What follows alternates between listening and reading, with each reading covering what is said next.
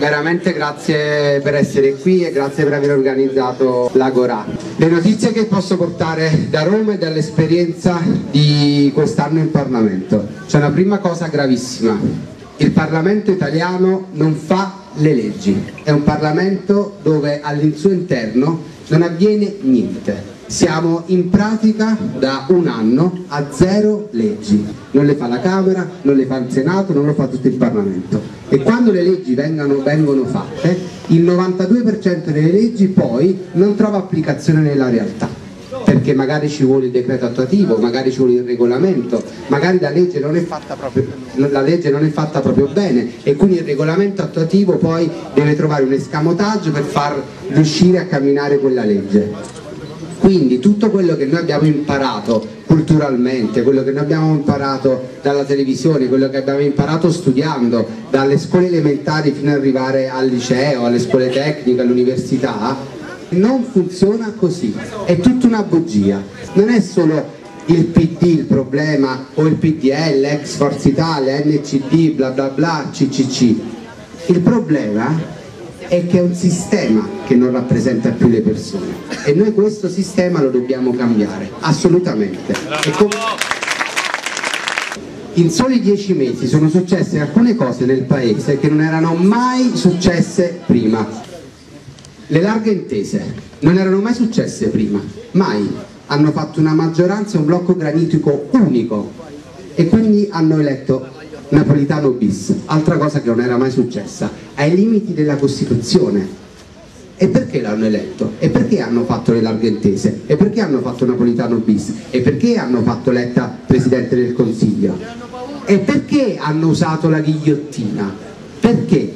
Uno strumento che non era mai stato usato. E perché in questo momento c'è Renzi Premier ed in questo momento è da Napolitano? Perché stanno succedendo tutte queste cose in così poco tempo che non erano mai successe in Italia?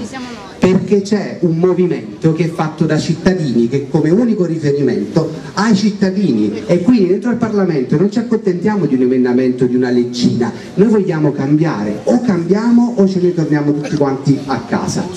C'è un'opposizione, una vera opposizione. Non c'era mai stata un'opposizione con il coraggio di far decadere un decreto. Non scambiamo niente per niente, non facciamo compromessi. Allora quel giorno noi col regolamento parlamentare alla mano avevamo vinto la battaglia contro il decreto IMU Banca Italia, quello schifo di decreto, e all'improvviso la Boldrini che cosa fa? Mette la ghigliottina. Lei per la prima volta ha usato una prassi parlamentare, per la prima volta ha fatto una prassi parlamentare, mette il bavaglio alle opposizioni e fa approvare in 3 secondi il decreto IMU Banca Italia che regala 7 miliardi e mezzo alle banche e come facciata c'era l'abolizione dell'IMU.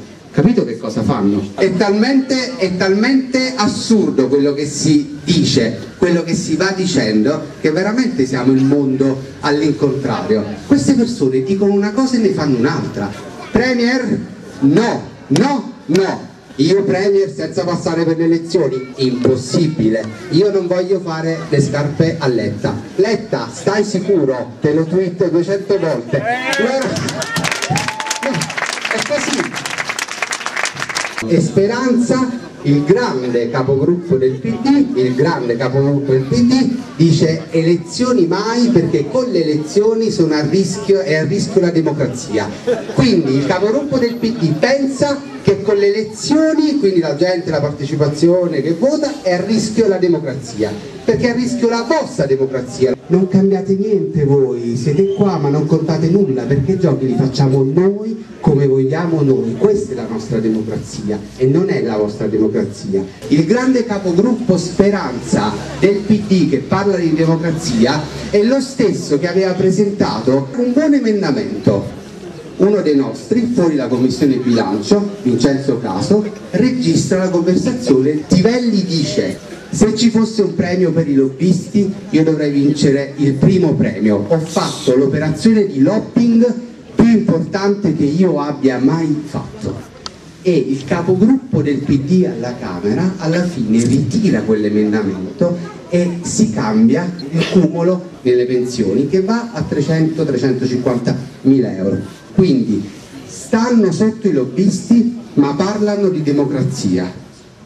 In questo momento Renzi ed è Napolitano. Che cosa ti staranno dicendo? Tu questo ministro non lo puoi fare, io voglio fare quest'altro, quindi si discutono i ministri col Presidente della Repubblica e questo non è possibile. Cioè noi abbiamo un Presidente della Camera che non fa più il Presidente della Camera, un Presidente della Repubblica che non fa più il Presidente della Repubblica, un sindaco che vuole fare il Premier. E che cos'è? Hanno stravolto le... Cioè hanno stravolto tutto e poi chi non rispetta i regolamenti siamo noi. E allora dico io, che cosa dobbiamo fare? A questo punto, fuori la commissione di bilancio, ci mettiamo un altro tipo di lobbisti, li facciamo noi i tesserini, che sono i cittadini, e quindi ci mettiamo i precari, ci mettiamo i disoccupati, gli operai, gli studenti, e vediamo poi in commissione di bilancio che cosa approvano con noi fuori. E che qui non si tratta più di vincere le elezioni o di perdere le elezioni, non è più questo. Qui si tratta di cambiare, partendo da una comunità così. E finalmente realizzeremo quel sogno che da forza politica ci tramutiamo definitivamente in una comunità. E questo oggi qua potrebbe probabilmente essere, anzi sicuramente, il miglior consiglio comunale di Gela, che in 3 ore approveremo l'impossibile. Grazie Roberto.